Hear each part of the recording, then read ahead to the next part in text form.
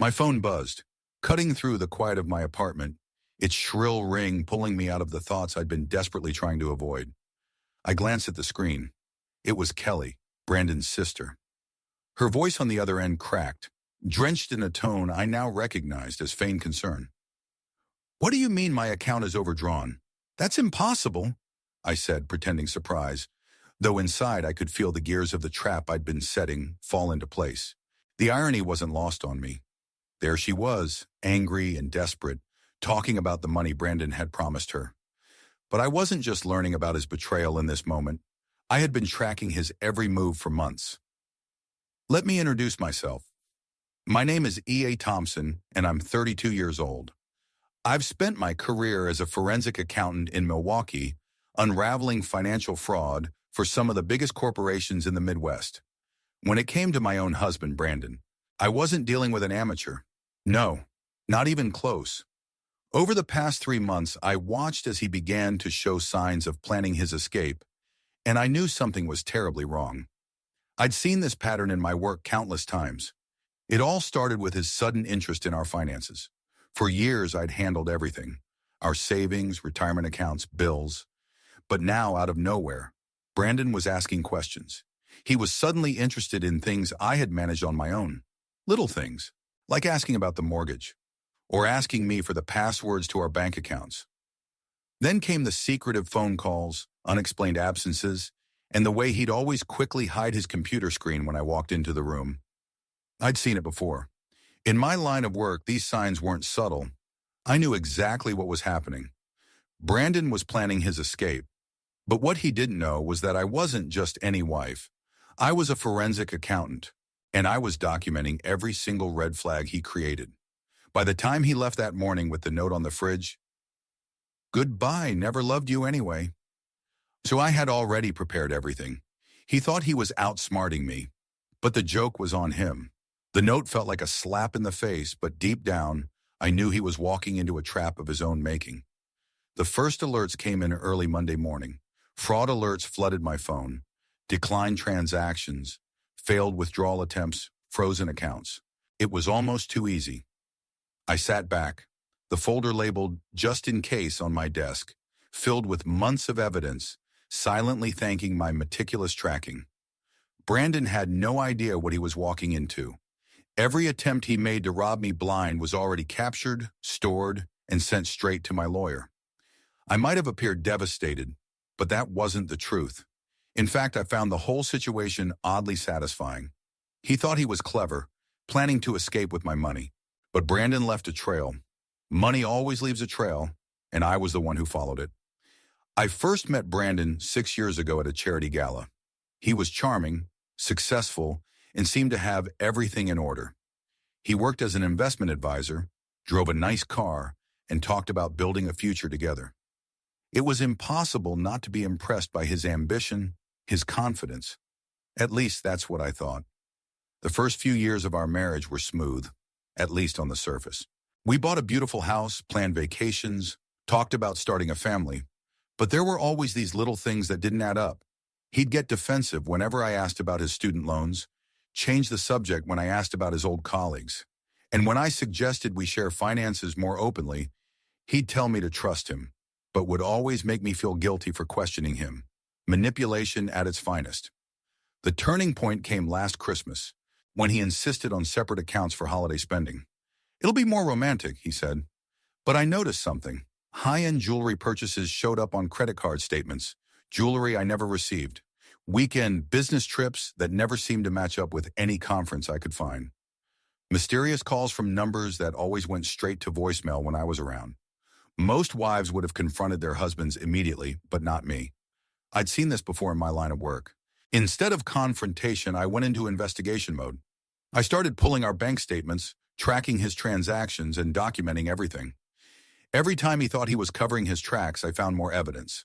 My husband, the man I thought I loved, was draining our accounts, and I knew exactly what he was up to. 3 weeks ago, I hit a breaking point. I was working late when my colleague Susan rushed over to my desk, her face pale, clutching her phone. She had something to show me. "It's about Brandon," she said, her voice shaking. My stomach dropped as I looked at her screen. Brandon's name was linked to a series of suspicious transactions we were investigating. Not as a witness, but as a person of interest. The pieces started to fall into place. Brandon wasn't just planning to leave me. He was running from something much bigger. There was more. Brandon had been named in multiple fraud investigations across different states. Same pattern: find successful women, marry them, then disappear with their money. I wasn't the first one. I was just his next target. I wasn't going to let that happen. I wasn't just a victim. I was going to make sure he couldn't hurt anyone again. I spent the next few weeks meticulously gathering evidence. His failed attempts to drain our accounts, the offshore transfers, the secret calls. Everything was laid out perfectly. I contacted the FBI, moved our savings, and prepared for the inevitable. I wasn't going to be caught off guard by his manipulation. Not this time. One night, as Brandon was sitting across from me, pretending to care about my day, I could almost see him plotting his next move. He tried to feign concern, asking if everything was okay, but I knew what he was doing. I smiled, my mind already 5 steps ahead of him. "Everything's fine," I said, not revealing the trap I'd already set. The next day, his plan started unfolding just like he'd hoped. The bank called with reports of suspicious activity, and then his sister, Kelly, rang me, frantic about the money he'd borrowed. But when a woman named Rachel Clark called me, everything shifted. Rachel told me that Brandon, under his real name, had disappeared with her savings 3 years ago. This wasn't just a case of marital betrayal. It was a scam that had spanned years, and now I had an ally. Rachel and I compared notes. Same pattern, same con. But this time, things were different. I was prepared. We were going to take him down together. Brandon didn't realize it, but he'd fallen into his own trap. As I sat across from him at a coffee shop, pretending to listen to his apology, I knew I had the upper hand. He thought I was falling for his act, but I wasn't. I slid a folder across the table showing him everything I knew. "Brandon, if you had done your research, you might have realized stealing from a forensic accountant wasn't your smartest move." Just as I finished speaking, 2 FBI agents walked up behind him. The look on his face was priceless. Shock, disbelief, and fear all at once. As they led him away in handcuffs, I got the call I'd been waiting for from Susan. "We've got him. Brandon's not just running a marriage scam. He's been running a Ponzi scheme. We've uncovered millions in fraud." 2 months later, I watched as Brandon's world crumbled. The once confident man, who had tried to destroy me, was now facing the reality of his actions. His sentencing was just the beginning. But for me, it was the end of a chapter I never wanted to read. And then, a few months later, I stood in front of an FBI conference, presenting the findings of what would become known as the Thompson case. The irony wasn't lost on me. Brandon had tried to break me, but he had only made me stronger. I thought about all the other women he had tried to deceive, and as I looked out over the room full of agents, I realized I had found my purpose. It wasn't just about catching fraudsters. It was about helping people reclaim their power. So here I stand, not just a victim, but a warrior. And now my mission is clear. I'll make sure that no one like Brandon ever gets away with it again. The days following the conference were a whirlwind of triumphs, both personal and professional. As the FBI's investigation into Brandon expanded, more victims came forward, each sharing their own story of betrayal and loss. But as the months passed, my life was slowly returning to some semblance of normalcy, and I found a peace I hadn't known for years. I was no longer the quiet wife, the one who had been manipulated in silence by a master con artist. Now I was a woman who had not only survived, but had taken back control of her life. I had worked with the FBI to create a financial fraud prevention program, helping other women who were at risk of falling prey to men like Brandon. Rachel, the woman who had been one of Brandon's victims in Phoenix, had become one of my closest allies.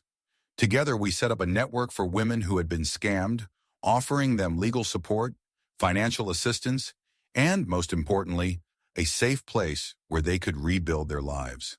The irony of it all wasn't lost on me. Brandon had tried to destroy us, but in the end, he had only forged an unbreakable bond among survivors. One evening, I sat in my new apartment overlooking Lake Michigan, the soft evening light streaming through the windows as I reflected on the changes. The building was modern, airy, and the view was breathtaking, But it wasn't the view that kept my mind occupied. It was the sense of clarity I had found, the deep feeling of purpose that was rooted in everything I had worked so hard for. I thought about Brandon, about how he still believed he was a master manipulator, even from behind bars. I knew he was sitting in that prison cell, trying to think his way out of his mess, trying to convince himself he could talk his way into another escape. The sad truth was that he didn't even realize his greatest downfall, his arrogance. It made me smile to think that he'd underestimated me at every turn. He thought I was just a quiet, naive woman who wouldn't notice the financial breadcrumbs he left behind. But instead, he had made a fatal mistake. He had picked the wrong woman to con. A text notification pulled me from my thoughts, and I opened it. It was from Susan. "We've cracked another case. Brandon's Ponzi scheme was bigger than we thought. His network stretches across multiple countries. This is huge." I sat back, my mind racing. This wasn't just about Brandon anymore. This was about taking down a network of criminals who had been operating under the radar for years. I thought about all the women, successful, intelligent women like me, who had been taken advantage of. And I thought about all the families who had been unknowingly torn apart by this man and his schemes. As I stood up from the chair and walked out onto the balcony, the cold breeze hit my face, grounding me in the present. It was a reminder of everything I had been through, everything I had fought for. But more than that, it was a reminder of my resilience. I'd gone through hell, but I had emerged from it stronger, smarter, and more determined than ever. I wasn't just a survivor anymore. I was a warrior who had reclaimed her life and was now on a mission to ensure no one else would fall victim to men like Brandon. The next day, I stood at a podium at another FBI event, this time in front of hundreds of agents and analysts, presenting new data on financial crimes and fraud prevention. The atmosphere was electric, with agents hanging on every word, eager to learn from my experience. The modern con artist doesn't need a gun. They don't need violence. They use trust, manipulation, and technology. But there's one thing they all leave behind, one thing they can't escape: a trail. As I spoke, I looked out at the room full of agents, all of them taking notes, all of them eager to use the lessons I'd learned the hard way to prevent others from falling victim to the same kind of betrayal I'd suffered. "You just have to know where to look." I finished, the words ringing in the air. The program I had developed with the FBI had already made a difference. Several major romance scam rings had been broken in the past few months, and we had helped countless victims get their lives back. Rachel had become one of our most valuable consultants, offering insight into the psyche of the con artists and helping us develop strategies to track and capture them before they could do any more damage. After the presentation, I checked my phone to find another message from Susan. She was reporting that they had found another victim of Brandon's network, this time in Vancouver. I read the message with a feeling of satisfaction. It wasn't just about catching Brandon anymore. It was about dismantling his entire operation. "We've cracked Brandon's encrypted files. He's been hiding accounts all over the world, but we're close. We'll get everything he's stolen, every penny he's siphoned off." I took a deep breath. This was it, the final piece of the puzzle. I thought back to that Sunday morning, the day Brandon thought he'd destroyed me, the day he left that cruel note, the day I found my strength. I had turned the tables, and now with the FBI's help, I was ensuring that no one would ever have to go through what I had again. Months later, as I sat at the desk in my new office at the FBI's Financial Crimes Division, I looked at the files before me.